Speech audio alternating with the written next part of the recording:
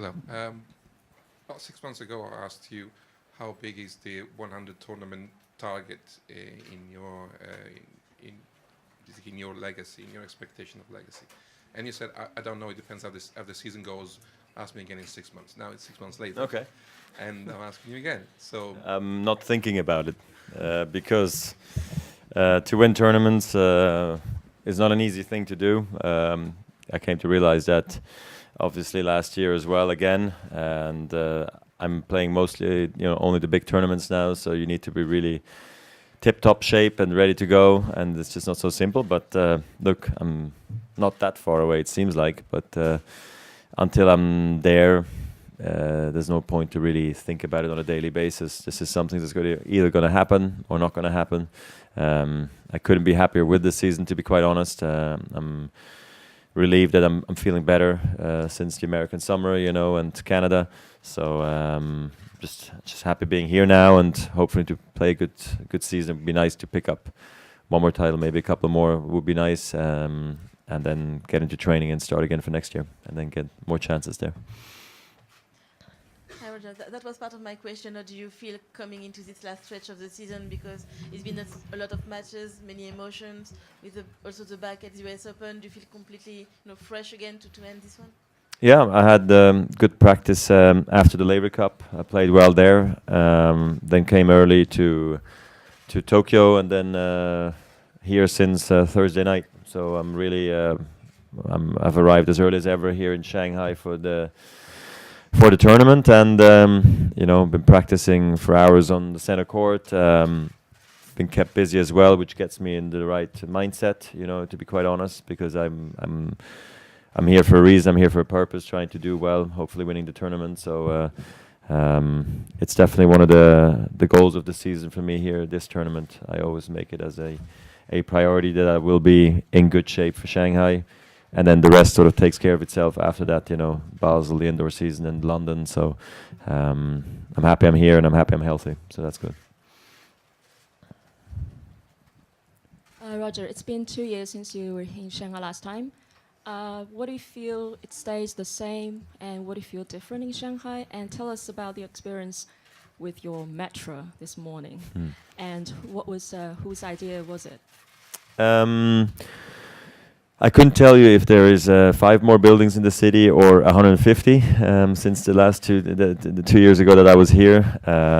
But like any other event, 2 years later the tournament's a bit better. It could be subtle changes. It could be within the organization. Things are working even smoother. Looking forward to seeing my fans when I'm playing, of course.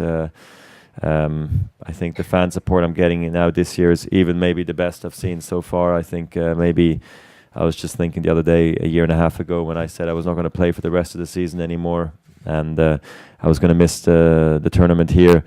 Maybe some fans here in China or in Shanghai thought I might never come back. It's true, actually, I never thought this way, but now that I'm here, I feel like a lot of fans are really, really excited to see me. So that's not a big change or a change, but it's just I feel like a sense of relief and really a happiness from their side, which is really a good feeling to have. They're always there at my practice. They're there at the airport. They're there when I'm leaving from the airport. They're there at any event almost I'm doing to get a glimpse of me, which is very cool.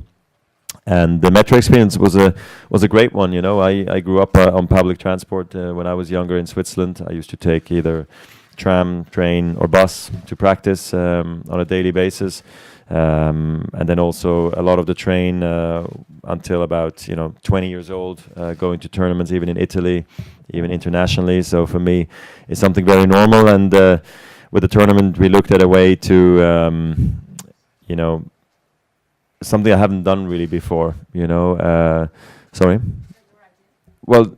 Yes, okay. Well, we've wanted to do it once as well in New York, to go on the subway and stuff, but it just ended up never happening. And during the tournament, it's just kind of difficult to organize. And because I've been coming here for so long, I sometimes consider it my second home away from home, because I opened the stadium here, and I just feel very welcome here. That experience it the way the people do experience it. I mean, it's nice to be in a beautiful car and everything, but it's nice to go do that. So the experience, the idea really came from Tony and the tournament, but I've had that idea in the past in other cities, but it was a great experience. Enjoyed it. Super clean, swift, easy. I mean, 600 kilometers of metroways here in Shanghai. It's very impressive. I think the biggest in the world. So it was great to see it, to say the least. Roger, China has never has one top 100 males player.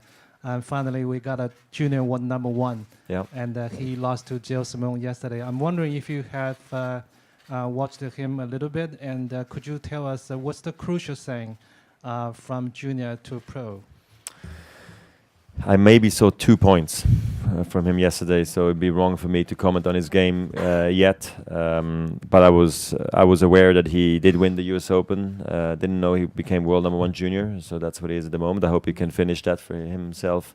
You know, at the end of the year, maybe he's going to the Orange Bowl. I'm not sure, but it's definitely a great starting point. You know, and for him to play in a tournament like this and starting to play against the best, that's what I did in '98 as well. I played some juniors and then got some wildcards into some main draw, played some qualies, played some challengers, and you just get a feel for it, you know, the week in, week out, playing against men, really. It's a different energy you need, a different experience you need.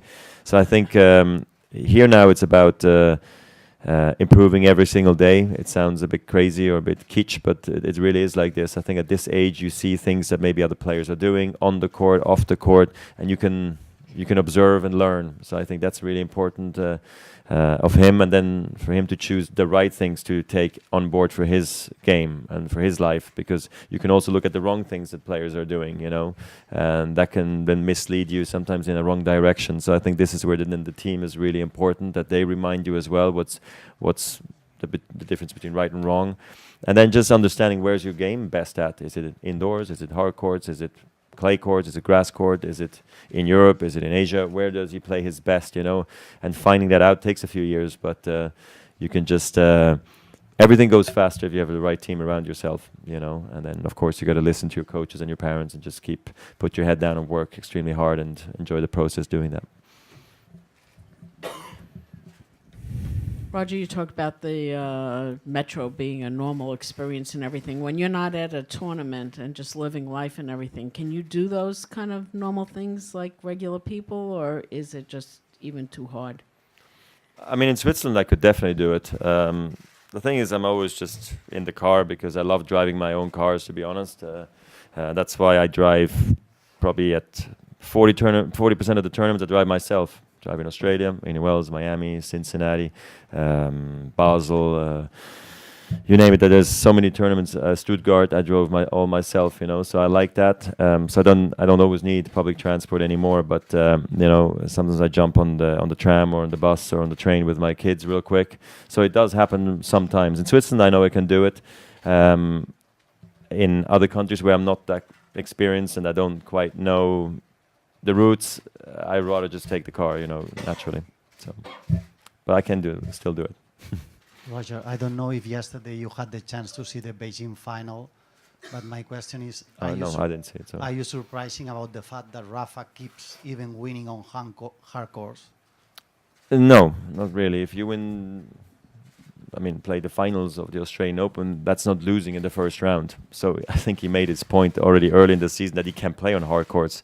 And I think he showed that 15 years ago that he can play well on the hard courts. The problem for him is just that he won 10 French Opens. So people just think, maybe yourself too, maybe you think he cannot play on hard courts because he won too many French Opens. But we all know the players that he's very good on hard courts.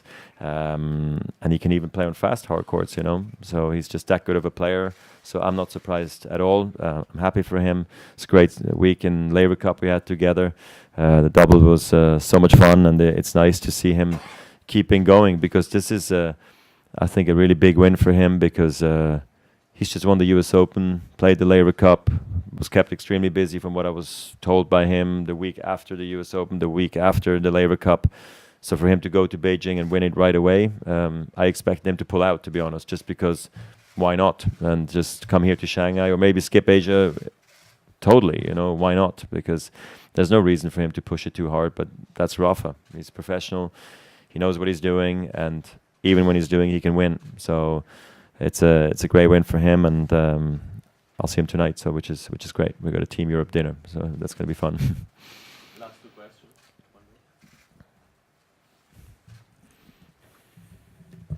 Roger, at the end of the U.S. Open, you said that you still had big priorities for the rest of the year.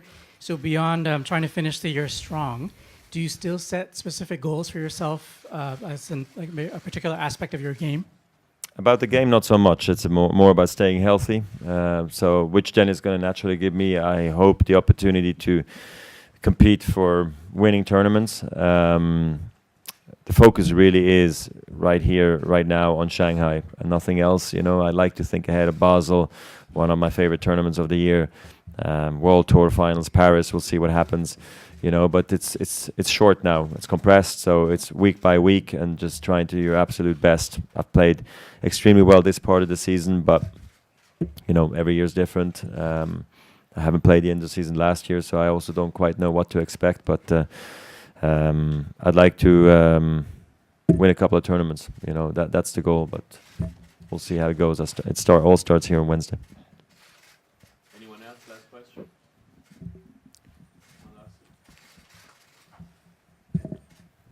Talk about world number one, because Rafa just won yesterday. Seems like you're farther away from that position.